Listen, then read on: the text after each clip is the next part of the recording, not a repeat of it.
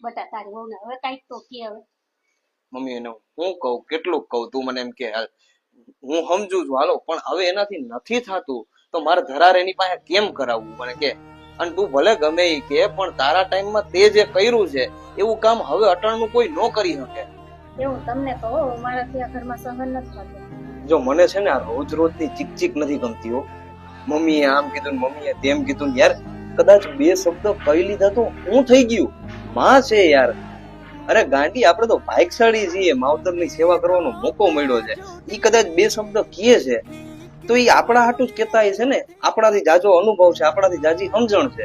હવે મારે કેને કેવું, એને કઈ કેવું જેણે 9 મહિના મારો ભાર ઉપાડ્યો, મને પોતાના પેટે પાટા બાંધીને હાચવ્યો, ભણાવ્યો, ગણાવ્યો અને ઉજેરીને આવડો મોટો કર્યો. કે એને કઈ કેવું જે મારા ભરોહે પોતાનું ઘર બાર, મા બાપ, ભાઈ બહેન બધાને મૂકીને આવતી રહી. સાસુ વહુના તો ઝઘડા ખાતા જ બટા, દીકરા સુધી ના પુગાડે છે. કદાચ બે શબ્દ સાંભળવા પડે તો સાંભળી લે, પણ ઘરમાં ઝઘડો ન કરાય. ઝઘડામાં ભૂલ માની હોય કે પત્નીની, પણ પીસાય હંમેશા પુરુષ જ છે. ખાલી ખાલી સા